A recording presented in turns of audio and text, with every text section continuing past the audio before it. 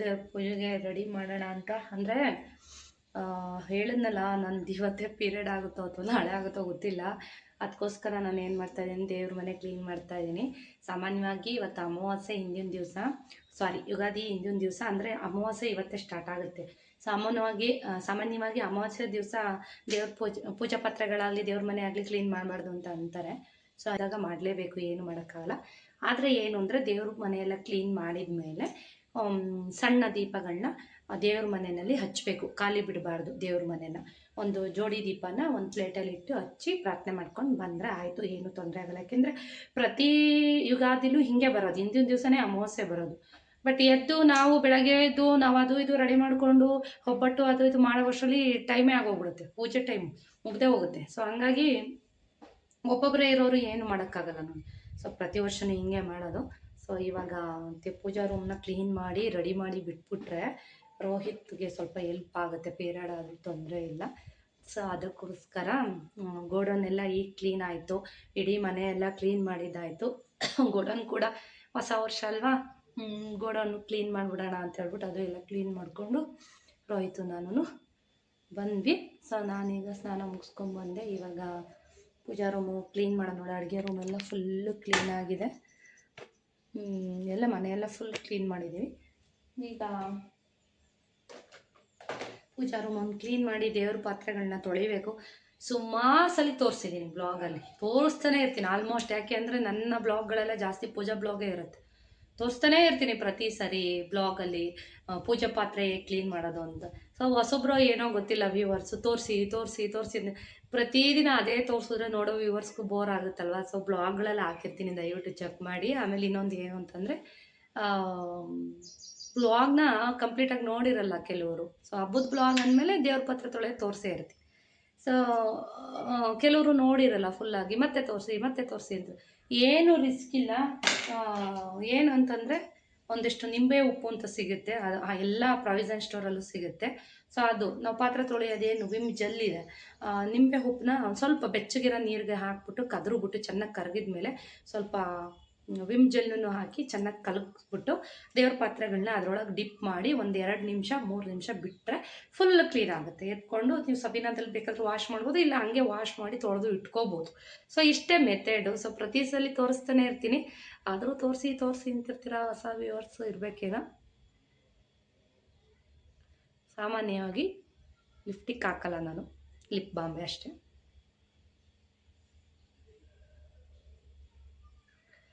ಇಷ್ಟೇ ನನ್ನ makeup. Okay, ಪೂಜಾ ರೂಮ್ನ clean ಮಾಡೋಕ್ಕೆ ಹೋಗೋಣ. ಆಮೇಲೆ ನೋಡೋಣ, ಹೂರ್ಣನೂ ಇವತ್ತು ಮಾಡಿಡೋಣ ಅಂತ ಇದ್ದೀನಿ. ಒಬ್ಬಟ್ಟು ಈಸಿ ಆಗುತ್ತೆ ನಾಳೆ ಅಂತ. ಎಲ್ಲ ರೆಡಿ ಮಾಡಿ ಇಟ್ಬಿಟ್ರೆ ಈಸಿ ಆಗುತ್ತೆ. ಸೊ ಹೇಳಿದ್ನೆಲ್ಲ ಪೀರಿಯಡ್ ಆದ್ರೂ ಏನು ಅಂತ ಟೆನ್ಷನ್ ಇರೋಲ್ಲ, ರೆಡಿ ಮಾಡಿಬಿಟ್ರೆ ಆರಾಮಾಗಿ ರೋಹಿತ್ ಪೂಜೆ ಮಾಡ್ತಾನೆ. ಬನ್ನಿ ನೋಡಿ, ಸೋಫಾ ಕವರು, ಬೆಡ್ ಕವರು, ದಿವಾನ್ ಕವರು ಎಲ್ಲ ತೆಗೆದುಬಿಟ್ಟಿದ್ದೀನಿ, ಎಲ್ಲ ವಾಶ್ಗೆ ಹಾಕಿದ್ದೀನಿ. ಇವಾಗ ವಾಶ್ ಆಗಬೇಕು, ಕೆಲವೊಂದು ಆಗ್ತಿದ್ದಾವೆ. ಸೊ ಬಟ್ಟೆಗಳು ಮಡ್ಚೋವು ತಂದು ಹಾಕಿದ್ದೀವಿ. ಹಿಂಗೆ ನಡೀತಾ ಇದೆ ಕೆಲಸಗಳು.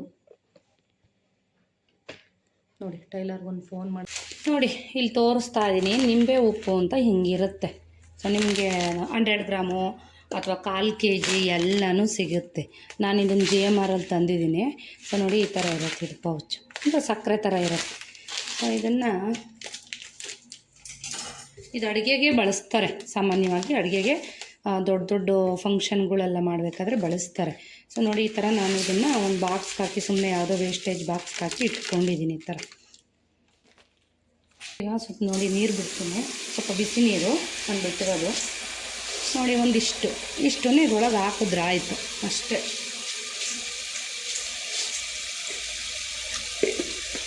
ಒಂದು ಸ್ಪೂನು 1.5 ಸ್ಪೂನಷ್ಟು ಹಾಕ್ಕೊಳ್ಳಿ. ಮತ್ತು ಹಿಂಗೆ ಪಾತ್ರೆ ತೊಳೆಯೋದು ವಿಮ್ ಜೆಲ್ ನೋಡೇ ಇರ್ತೀರ ಮನೆಯಲ್ಲಿ ಯೂಸ್ ಮಾಡೋದು. ಸೊ ಅದನ್ನು ಸ್ವಲ್ಪ ಹಿಂಗೆ ಹಾಕ್ಕೊಳ್ಳಿ, ಆಯಿತಾ. ಇದನ್ನು ಎರಡೂ ಚೆನ್ನಾಗಿ ಕಲಿತು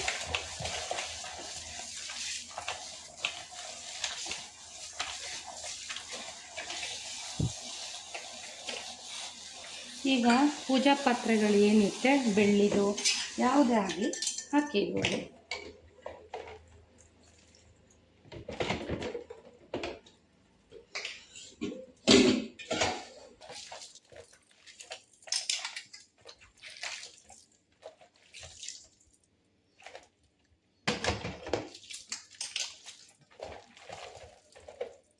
ನೋಡ್ತಾ ಇದ್ದೀರಾ ಕಲರ್ ಹೆಂಗೆ ಚೇಂಜ್ ಆಗ್ತಾಯಿದೆ ಅಂತ.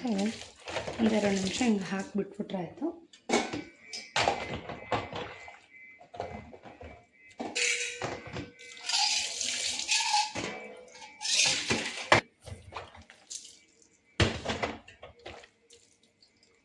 ನೋಡಿ ನೋಡ್ತಾ ಇದ್ದೀರಾ ಎಷ್ಟು ಬೆಳ್ಳಗಾಗ್ತಾಯಿದೆ ಅಂತ ನೋಡಿ.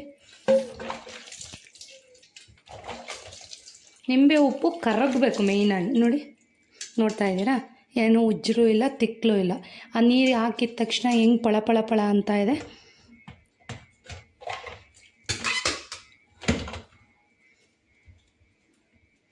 ಇಲ್ಲಿ ಚೆಂಬು ಎಷ್ಟು ನೀಟಾಗಿ ನೋಡಿ, ಜಸ್ಟ್ ಹಿಂಗೆ ಇದು ಮಾಡಿಬಿಟ್ರೆ ಸಾಕು ನಿಮಗೆ. ಯಾವ ತಿಕ್ಕೋದು ಬೇಡ, ಏನೂ ಬೇಡ. ನಾನು ಸುಮಾರು ಸಲ ನಿಮ್ಗೆ ತೋರಿಸಿದ್ದೀನಿ ನೋಡಿ. ನೋಡಿ ಚೆನ್ನಾಗಾಯ್ತಾ ನೋಡಿ. ನೋಡಿ ಉಜ್ಜಿದಿನ ಯಾವುದು ಉಜ್ಜಿಲ್ಲ, ಜಸ್ಟ್ ಅಪ್ಲೈ ಮಾಡೋದು, ವಾಶ್ ಮಾಡೋದು. ನೋಡಿ ಇದು ಬೇಕಿದ್ದರೆ ನೀವು ಶಶಿ ಪೌಡ್ರಲ್ಲಿ ಮತ್ತೆ ಉಜ್ಜಿ ತೊಳ್ಕೊಬೋದು, ತೊಂದರೆ ಇಲ್ಲ. ಇಲ್ಲ ಅಂದರೆ ಡೈರೆಕ್ಟ್ ಈ ಥರ ನೀರಲ್ಲಿ ವಾಶ್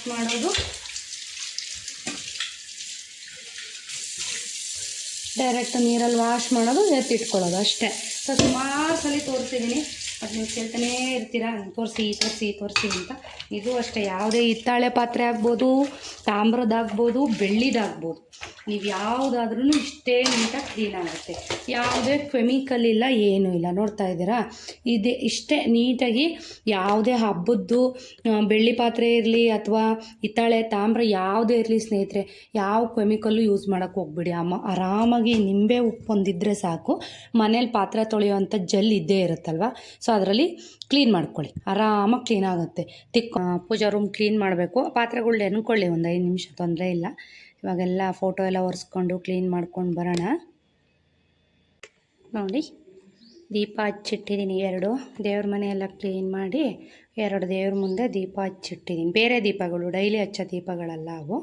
ಸೊ ಯಾಕೆಂತಂದರೆ ಇವತ್ತು ಅಮಾವಾಸ್ಯೆ ಆಗಿರೋದ್ರಿಂದ ಅನಿವಾರ್ಯ ಕ್ಲೀನ್ ಮಾಡಲೇಬೇಕು. ಹಂಗಂತ ಪೂಜಾ ರೂಮ್ನ ಖಾಲಿ ಬಿಡಬಾರ್ದು. ಸೊ ಬೇರೆ ದೀಪಗಳನ್ನ ಈ ಥರ 2 ಜೋಡಿ ದೀಪಗಳನ್ನ ಹಚ್ಚಿಟ್ಬಿಡಿ. ಸೊ ದೇವ್ರ ಪ್ರಾರ್ಥನೆ ಮಾಡ್ಕೊಂಡು ಹಚ್ಚಿ, ಏನು ತೊಂದರೆ ಆಗಲ್ಲ. ಪಾತ್ರೆ ಎಲ್ಲ ನೀಟಾಗಿ ಕ್ಲೀನಾಗಿದೆ. ಇವಾಗ ಒಂದು ಕಾಟನ್ ಬಟ್ಟೆಯಿಂದ ನೀಟಾಗಿ ಒರೆಸ್ಕೊಳ್ಳೋ. ನೋಡಿ ಯಾವುದೇ ಕೆಮಿಕಲ್ ಇಲ್ಲ, ಏನಿಲ್ಲ.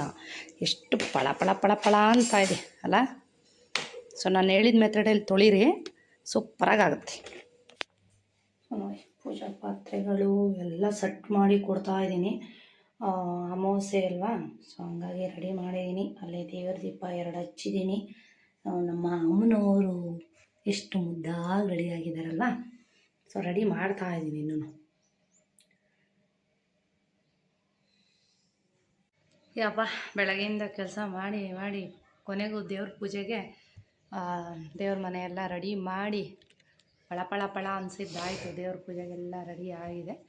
ಇನ್ನು ಅಡುಗೆನೂ ಒಂದು ಕಡೆ ರೆಡಿ ಆಗಿದೆ. ಮುದ್ದೆ ಕಟ್ಬಿಟ್ಟು ಊಟ ಮಾಡಿ ಕೆಲಸ ಮುಗಿಯುತ್ತೆ.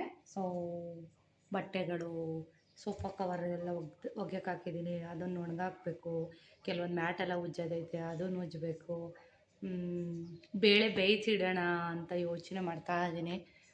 ಹೂರ್ಣ ಮಾಡಿಟ್ಬಿಡೋಣ ಅಂತ. ಕಾಯಿ ತುರಿಬೇಕು, ಇನ್ನು ಕಾಯಿ ತುರಿದು ಇಟ್ಕೋಬೇಕು.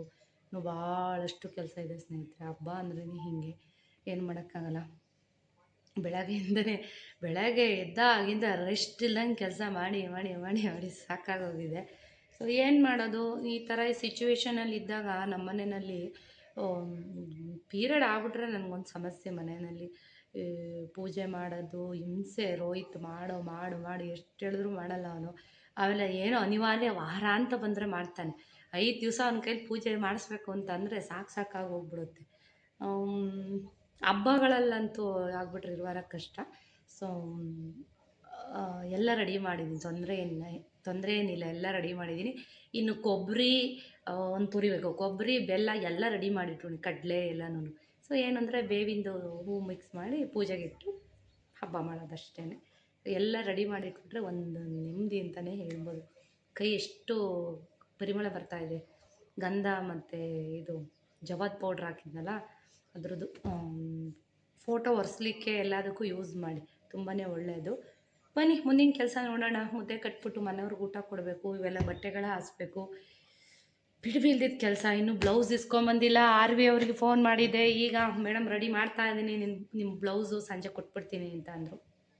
ಸರಿ ಮಾಡಿ, ತೊಂದರೆ ಇಲ್ಲ, ಸಂಜೆ ನೋಡೋಣ ರೋಹಿತನ ಕಳ್ಸೋಣ ಅಂತ ಅಂದ್ಕೊಂಡು ಇನ್ನು ಹೂಗಳು ತರಬೇಕು ಹೋಗಿ.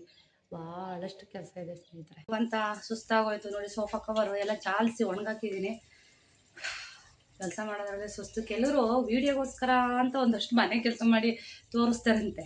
ಸೊ ನಂದು ಹಂಗಲ್ಲ. ನಂದು ಮಾಡೋ ಕೆಲಸಗಳೇ ವೀಡಿಯೋಗಳು ಹಾಕ್ಬಿಡ್ತೀವಿ. ನಮ್ದು ಹಂಗೆ ತಲೆಬಾಚ್ಗಳಕ್ಕಂತೂ ನಿಜ ಟೈಮ್ ಇಲ್ಲ. ಒಂದು ಬ್ಯಾಚ್ ಬಟ್ಟೆ ಆಯಿತು, ಈಗ ಇನ್ನೊಂದು ಬ್ಯಾಚು ಡೈಲಿ ಯೂಸಾಗಿ ಹಾಕಬೇಕು. ಸೋಫಾ ಕವರು ಮತ್ತು ಬೆಡ್ ಕವರ್ಸು ಎಲ್ಲ ಹಾಕಿದ್ದಾಯಿತು ನೋಡಿ. ಮ್ಯಾಟು ಎಲ್ಲ ಇನ್ನೂ ಉಜ್ಜೋದಿದೆ. ಸೊ ಹಾಗೆ ನೋಡ್ದಾ ಹೋಗಿ ನನ್ನ ಕೆಲಸ ಏನೇನಿದೆ ಅಂತ. ಇವತ್ತಂತೂ ಫುಲ್ ಬ್ಯುಸಿ. 2:45 ಸೂಜಿ ಬರೋ ಅಷ್ಟರಲ್ಲಿ ಕಾಯಿ ತುರಿದಿಟ್ಕೋಬೇಕು. ನೋಡೋಣ. ಸೊ ಮಧ್ಯದಲ್ಲಿ ಬೇರೆ ಯಾರೋ ಊರವರು ಮದುವೆ ಕರೆಯೋಕ್ಕೆ ಬಂದಿದ್ದರು ಫಂಕ್ಷನ್ಗೆ. ಸೊ ಅವ್ರಿಗೂ ಜ್ಯೂಸ್ ಎಲ್ಲ ಮಾಡಿಕೊಟ್ಟು ಈಗ ಮತ್ತೆ ಕೆಲಸ ಶುರು ಮಾಡಿದ್ದೀನಿ ನೋಡಿ. ಅಲ್ಲಿ ನೀರು ಸೋರ್ಕೊಳ್ಳೋದಕ್ಕೆ ಅಂತ ಹಾಕಿದ್ದೀನಿ. ಒಂದಷ್ಟಿಗೆ ಉಜ್ಜಬೇಕು. ಅಷ್ಟರಲ್ಲಿ ಒಂದು ಬ್ಯಾಚ್ ಬಟ್ಟೆ ಹಾಕುವ.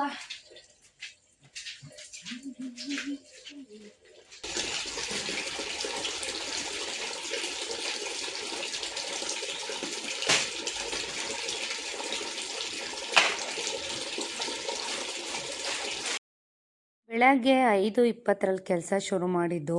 ಇದುವರೆಗೂ ಸಂಜೆ ಆದ್ರೂ 1 ನಿಮಿಷ ಕೂತಿಲ್ಲ.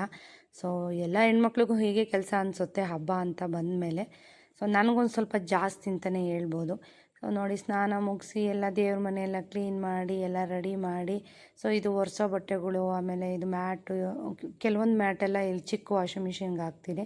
ಸೊ ಕಿಚನ್ಗೆ ಹಾಕೋಂಥದ್ದು ಎಲ್ಲ ರಬ್ಬರ್ದು. ಸೊ ಅದನ್ನು ಕೈಯಲ್ಲೇ ವಾಶ್ ಮಾಡಲೇಬೇಕು. ಸೊ ಸುಜಿತ್ ಬರೋ ಅಷ್ಟರಲ್ಲಿ ಆಲ್ಮೋಸ್ಟು ಎಲ್ಲ ಕೆಲಸಗಳನ್ನೂ ಮುಗಿಸ್ಕೊಳ್ಳೋಕ್ಕೆ ಪ್ರಯತ್ನ ಮಾಡ್ತೀನಿ. ಯಾಕೆಂದರೆ ಈ ಥರ ಏನಾರು ವಾಶ್ ಮಾಡ್ತಿದ್ದೆ ಅಂದರೆ ಸುಜಿತ್ ಬಂದು ನೀರಲ್ಲಿ ಆಡ್ಕೊಂಡು ಕೂತ್ಕೋತಾನೆ. ಹಾಗಾಗಿ ನೋಡಿ, ಬೆಳಗ್ಗೆ ಸ್ನಾನ ಮಾಡಿಸಿ ಒಂದು ಕ್ಲಿಪ್ ಹಾಕಿರೋದು ನಾನು. ಸೊ ಒಂದು ತಲೆ ಬಾಚ್ಕೊಳ್ಳೋಕ್ಕೂ ನನಗೆ ಟೈಮ್ ಆಗಿಲ್ಲ. ಸೊ ಹಬ್ಬ ಅಂದ್ರೇ ಹೀಗೆ ಅಲ್ಲ, ಎಲ್ಲ ಹಬ್ಬಗಳು ಹೀಗೆ ಇರುತ್ತೆ ಆಲ್ಮೋಸ್ಟ್ ಕೆಲಸಗಳೆಲ್ಲವೂ ಕೂಡ. ಸೋಫಾ ಕವರು ಎಲ್ಲ ಕ್ಲೀನ್ ಮಾಡಿ ಹಾಕಿದ್ದಾಯಿತು. ಸೊ ಬೋರಿಂಗ್ ಕೆಲಸ ಅಂದರೆ ನನಗೆ ಈ ಕಾಯಿ ತುರಿಯೋದು. ಸುಸ್ತಾಗ್ತಾ ಇದೆ, ತಲೆನೋವು ಬರ್ತಾ ಇದೆ, ಬಟ್ಟೆ ಎಲ್ಲ ನೆಂದೋಗಿದೆ. ಬಟ್ಟೆ ತೊಳೆದು ನಾನು ಸುಜಿತ್ ಬಂದ್ಬಿಡ್ತಾನೆ. ಅವ್ನು ಬರೋ ಅಷ್ಟರಲ್ಲಿ ಕಾಯಿ ತುರಿಯೋ ಕೆಲಸ ಎಲ್ಲ ಮುಗಿಸ್ಕೊಳ್ಳೋಣ ಅಂತ. ಇಲ್ಲ ನೋಡೋಣ, ಹೂರ್ಣ ಮಾಡೋಣ ಅಂತ ಅಂದ್ಕೊಂಡ್ರೆ ಸ್ವಲ್ಪ ಹೊತ್ತು ಮಲ್ಕೋಬಾ ಅಂತ ಅಂತಿದ್ರು ನಮ್ಮನೆಯವರು. ಮಲ್ಕೊಂಡ್ರೆ ನಾನು ಹೇಳ್ತಾ ಇದ್ದೆ, ಮಲ್ಕೊಂಡ್ರೆ ಒಬ್ಬಟ್ಟು ಇಸ್ಕೊಂಬರಕ್ಕೆ ಯಾರ ಮನೆಗೆ ಹೋಗ್ಲಿ, ಕೆಲಸ ಅಲ್ಲಿಗೆ ಸ್ಟಾಪ್ ಆಗುತ್ತೆ, ಒಬ್ಬಟ್ಟು ಕೊಟ್ರಿ ಅಂತ ಯಾರ ಮನೆಗೆ ಹೋಗ್ಲಿ ಅಂತ ಕೇಳ್ತಾ ಇದ್ದೆ. 1-2 ಒಬ್ಬಟ್ಟು ಕೊಟ್ರವ ನಮ್ಮ ಮನೆಯವ್ರಿಗೆ ಅಂತ.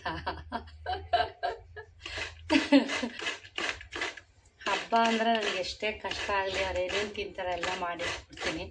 ಅದೇ ಹೇಳ್ತಾ ಇದ್ದೀನಿ. ಕೂಟು, ಬೇಳೆ ಒಬ್ಬಟ್ಟು, ಕೋಸಂಬರಿ, ಅನ್ನ ಸಾರು ಇಷ್ಟು ಮಾಡೋಣ ಅಂತ ಅಂದ್ಕೊಂಡಿದ್ದೀನಿ.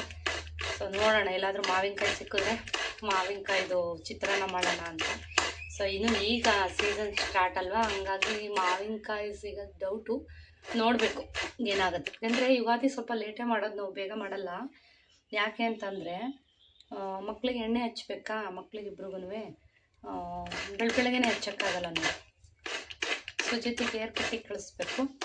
ಅದಕ್ಕೆ ಯೋಚನೆ ಮಾಡ್ತಾ ಇದ್ದೀನಿ, ಅಷ್ಟೊತ್ತಿಗೆ ಪೂಜೆ ಎಲ್ಲ ಮಾಡೋಣ, ಒಂದು 10 ಗಂಟೆ ಅಷ್ಟರಲ್ಲಿ ಮಾಡೋಣ ಅಂತ. ನೋಡೋಣ, ಮಕ್ಕಳಿಗೆಲ್ಲ ಸ್ನಾನ ಆಗೋವರೆಗೂ ನಾನೇನು ಮಾಡೋಕ್ಕಾಗಲ್ಲ. ಮಕ್ಳಿಗೆ ಸ್ನಾನ ಮಾಡಿಸಿ ಹೊಸ ಬಟ್ಟೆ ಹಾಕಿ ಆಮೇಲೆ ಎಲ್ಲರೂ ರೆಡಿಯಾಗಿ ಬಂದು ಒಂದು ಪೂಜೆ ಮಾಡಿದ್ರೆ ಅದು ಪೂಜೆಗೊಂದು ಕಳೆ ಇರುತ್ತೆ. ಹೇಗೂ ದೇವ್ರ ಎಲ್ಲಿಗೆ ಬಂತು ಕೆಲಸ ಅಂತೀರಾ? ಬೇಳೆ ಬೇಯಿಸಿದವರೆಗೂ ಬಂದಿದೆ ಕೆಲಸ. ಸೊ ಬೇಳೆ ಬೇಯಿಸಿಟ್ಟಿದ್ದೀನಿ. ಇವಾಗ ಬೆಲ್ಲ ಎಲ್ಲ ಹಾಕಬೇಕು, ಕಾಯಿ ಹಾಕಬೇಕು. ಸೊ ಇವಾಗ ರೆಡಿ ಮಾಡ್ತಾ ಇದ್ದೀನಿ. ಇಲ್ಲ ಹೂರ್ಣ ಇವತ್ತು ಮಾಡಿ ಇಟ್ಕೊಳ್ಳೋಣ, ತೊಂದರೆ ಇಲ್ಲ ಅಂತ ಹೇಳ್ಬಿಟ್ಟು. ಎಂತ ಕೆಲಸ ಆಯಿತು. ಕರೆಂಟು ಆ್ಯಕ್ಚುಲಿ ಗೋವಿಂದ ಆಗಿದ್ದೆ ರುಬ್ಬಕ್ಕೆ. ಅಂದರೆ ಬೆಲ್ಲ ಸ್ವಲ್ಪ ಪುಡಿ ಮಾಡ್ಕೊತಾ ಇದ್ದೀನಿ. ಕುಟ್ಟೋದ್ಕಿಂತ ಪುಡಿ ಮಾಡ್ಕೊಂಡ್ರೆ ಬೆಟರ್ ಅನ್ನಿಸ್ತು. ಈ ಕರೆಂಟ್ ನಾಳೆ ಹಾಕ್ತೀನಿ ಇದನ್ನು. ನೋಡ್ತಾ ಇರಿ ಯುಗಾದಿ ಹಬ್ಬಕ್ಕೆ ಹೇಗೆ ರೆಡಿ ಆಗ್ತೀವಿ ಏನು ಇರ್ತಾ. ಇವತ್ತಂತೂ ಹಿಂಗೆ ಫುಲ್ ದಿನ ಎಲ್ಲ ಹಿಂಗೇ ಕಳೆದೋಯ್ತು ನೋಡಿ, ವಡ್ಡಿ ಥರ. ರೋಹಿತ್ಗೆ ಬ್ಲೌಸಿಗೆ ಕಳಿಸಿದ್ದೀನಿ. ಸೊ ಬ್ಲೌಸ್ ರೆಡಿಯಾಗಿದೆ. ಆರ್ ವಿ ಫ್ಯಾಷನ್ ಅವರು ಬ್ಲೌಸ್ ರೆಡಿ ಮಾಡಿದ್ದಾರೆ. ಫೋನ್ ಮಾಡಿದರು ಪಾಪ, ನಮಗೆ ಅಂತ ತುಂಬ ಸ್ಪೆಷಲ್ ಕೇರ್ ತಗೊಂಡು ಪಾಪ ಸ್ಟಿಚ್ ಮಾಡಿಕೊಡ್ತಾರೆ. ಯಾವ ಹಬ್ಬಕ್ಕೂ ಮಿಸ್ ಮಾಡಿಲ್ಲ. ಬಟ್ ಏನು ಅಂತಂದರೆ ಹೇಳ್ತಾ ಇದ್ರು ಪಾಪ, ಸೊ ಸಂಜೆ ಇಷ್ಟು ಕೆಲ್ಸಕ್ಕೆ ಮುಗಿಸಿ ಸುಜಿತ್ಗೆ ಸ್ವಲ್ಪ ಫ್ರೂಟ್ಸ್ ಎಲ್ಲ ಹಾಕ್ಕೊಟ್ಟೆ. ಇನ್ನು ಹಬ್ಬದ ದಿನದ ಬ್ಲಾಗ್ ಶುರು ಮಾಡ್ತಾ ಇದ್ದೀನಿ. ಹಲೋ ಸ್ನೇಹಿತರೆ, ನಮಸ್ತೆ, good morning, welcome back to my YouTube channel. ಇವತ್ತು ಯುಗಾದಿ ಹಬ್ಬ, ಎಲ್ರಿಗೂ ಹ್ಯಾಪಿ ಯುಗಾದಿ. ತಿಂಡಿ ಮಾವಿನಕಾಯಿ ಚಿತ್ರಾನ್ನ ಮಾಡಿಟ್ಟು ಬಂದಿದ್ದೀನಿ. 7 ಗಂಟೆ ಟೈಮು. ಇವಾಗ ಎಲ್ಲ ಕ್ಲೀನ್ ಮಾಡಿಬಿಟ್ಟು ಸ್ನಾನಕ್ಕೆ ಹೋಗಬೇಕು. ರಂಗೋಲಿ ಹಾಕೋಣ ಅಂತ ಬಂದೆ. ತುಂಬ ಚಳಿ ಇತ್ತು, ರಾತ್ರಿ ಮಳೆ ಬರ್ತಿತ್ತು, ಹಾಗಾಗಿ ಹಾಕೋಕ್ಕಾಗಲಿಲ್ಲ. ಬಟ್ ಈಗ ಹಾಕೋಣ ಬನ್ನಿ. ಸೊ ಎಲ್ರಿಗೂ ಕೂಡ ಒಳ್ಳೆಯದಾಗಲಿ. ಯುಗಾದಿ ದೇವರು ಸುಖ, ನೆಮ್ಮದಿ, ಸಂತೋಷ, ಆರೋಗ್ಯ, ಆಯುಷು ಎಲ್ಲನೂ ಕೊಡಲಿ ನಿಮ್ಮೆಲ್ರಿಗೂ. ತಲೆಗೆ ಆಯಿಲ್ ಹಚ್ಕೊಂಡಿದ್ದೀನಿ. ಸೊ ಸುಜಿತ್ನ ಕಟಿಂಗ್ ಕಳಿಸ್ಬೇಕು, ತುಂಬ ಕೆಲಸ ಇದೆ. ಸೊ ಸ್ವಲ್ಪ ನಮ್ಮ ಯುಗಾದಿ ಅಂತಂದ್ರೆ ಸ್ವಲ್ಪ ಲೇಟೇ ಮಾಡೋದು, ಯಾಕೆಂದರೆ ಮಕ್ಕಳಿಗೆಲ್ಲ ಆಯಿಲ್ ಹಚ್ಬೇಕಲ್ವ, ಹಂಗಾಗಿ ಇವಾಗ ಒಂಚೂರು ಕಸ ಗುಡಿಸ್ಬಿಟ್ಟು ಕ್ಲೀನ್ ಮಾಡಿದ್ದೀನಿ. ರಾತ್ರಿನೇ ರಂಗೋಲಿ ಒಂದು ಹಾಕಬೇಕು. ನಾಳಿನ ಬ್ಲಾಗಲ್ಲಿ ನೋಡಿ ಯಾವ ರೀತಿ ರೆಡಿಯಾಗಿದ್ದೀನಿ, ಯಾವ ಸ್ಯಾರಿ ಹಾಕಿದ್ದೀನಿ ಎಲ್ಲನೂ ಕೂಡ ತೋರಿಸ್ತೀನಿ. ರಂಗೋಲಿ ಹಾಕಿದ್ದಾಯಿತು ನೋಡಿ, ಎಷ್ಟೊತ್ತಾಗೋಯಿತು. ಮಳೆ ಬಂದು ಮತ್ತೆ ಎಲ್ಲ ಗಲೀಜಾಗ್ಬಿಟ್ಟಿತ್ತು. ಸೊ ಮತ್ತೆ ಎಲ್ಲ ಒರೆಸಿ ಕ್ಲೀನ್ ಮಾಡೋ ಟೈಮೇ ಆಗೋಯಿತು. ಸೊ ತೋರಣ ಕೂಡ ಕಟ್ಟಿದ್ದಾಯಿತು. ಯುಗಾದಿಗೆ ಅಲ್ಲೂ ತುಳಸಿ ಗಿಡಕ್ಕೆ ರಂಗೋಲಿ ಹಾಕಿದೆ. ಹಲೋ ಸ್ನೇಹಿತರೆ, ನಮಸ್ತೆ. ಪೂಜೆಗೆ ರೆಡಿ ಆಗಿದೆ. ಟೈಮ್ 10:15. ಪೂಜೆ ಮಾಡಿಬಿಟ್ರೆ ಮುಗೀತು ಹಬ್ಬ. ಸೊ ಹೊಸ ಡ್ರೆಸ್ನ ಹಾಕ್ಕೊಂಡಿದ್ದೀನಿ. ಒಂದು ಫಸ್ಟ್ ಹಾಕ್ಕೊಂಡೆ, ಅದು ಶ್ವೇತಾ ಅವರು ಎಕ್ಸೆಲ್ ಕೊಟ್ಬಿಟ್ಟಿದ್ದಾರೆ. ತುಂಬ ದೊಡ್ಡದಾಗುತ್ತೆ. ನನಗೆ ಎಕ್ಸೆಲ್ ಅಂತೂ ನಾನು ತಗೊಳ್ಳೋದೇ ಇಲ್ಲ ಎಕ್ಸೆಲ್ಲು. ಮುಂಚೆಲ್ಲ ಸ್ವಲ್ಪ ದಪ್ಪ ಇದ್ದಾಗ ತೊಗೋತಾ ಇದ್ದೆ. ಬಟ್ ಇವಾಗ ನನಗೆ ಎಮ್ಮೆ ಸಾಕಾಗುತ್ತೆ. ಇದು ಎಮ್ ಸೈಜ್. ಇದು ರಾಜಾರಾಮಲ್ಲಿ ತೊಗೊಂಡಿದ್ದು. ಇದು ಹೊಸ ಡ್ರೆಸ್ಸೇ, ತುಂಬ ಚೆನ್ನಾಗಿದೆ ಆ್ಯಕ್ಚುಲಿ. ಅದಕ್ಕೆ ಇದನ್ನೇ ಹಾಕ್ಕೊಂಬಂದೆ. ಆಮೇಲೆ ನೋಡೋಣ ಬೇರೆ ಹಾಕ್ಕೊಂಡ್ರೆ ಆಯಿತು ಸ್ಯಾರಿ ಎಲ್ಲ. ಆಮೇಲೆ ಅಡುಗೆ ಮಾಡಿ ಆಮೇಲೆ ಹಾಕೋಣ. ಆಲ್ಮೋಸ್ಟ್ ಅಡುಗೆ ಎಲ್ಲ ರೆಡಿಯಾಗಿದೆ. ಒಬ್ಬಟ್ಟೊಂದು ತಟ್ಟಬೇಕಷ್ಟೆ. ಅವನ ತಲೆ ಮೇಲೆ ಇಡ್ರಿ ಇದನ್ನ. ಕಿಟ್ಟು ಹ್ಯಾಪಿ ಯುಗಾದಿ. ಹಾಂ, ಇನ್ನು ಅಲ್ಲ, ಇಲ್ಲಿ ಕೂತ್ಕೊಬರ್ರಿ ಸುಮ್ಮನೆ. ಇಲ್ಲಿ ಕೂತ್ಕೊಬರ್ರಿ ಸುಮ್ಮನೆ. ನೋಡಿ, ನಮ್ಮ ಮನೆಯವರು ಹೊಸ ಡ್ರೆಸ್ ಹಾಕ್ಕೊಂಬಂದರು. ನಾನು ತಂದಿದ್ದು ನಮ್ಮ ಮನೆಯವ್ರಿಗೆ ಹೊಸ ಡ್ರೆಸ್ ಇದು. ಬಾಮ್ಮ, ಅಪ್ಪನ ಹತ್ರ ಬಾಮ್ಮ, ಇಷ್ಟು ಮಾಡೋರು. ಗಂಟೆ ಕೊಡ ಇವ್ರ ಕೈಗೆ. ಆ ಕೈ ಕಡೆ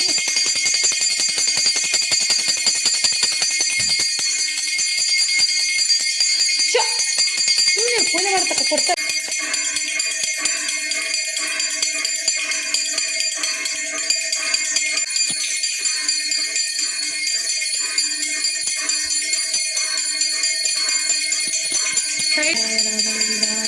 मरताय कवचतां कल्पवृक्षाय नमतां कामधेनवे।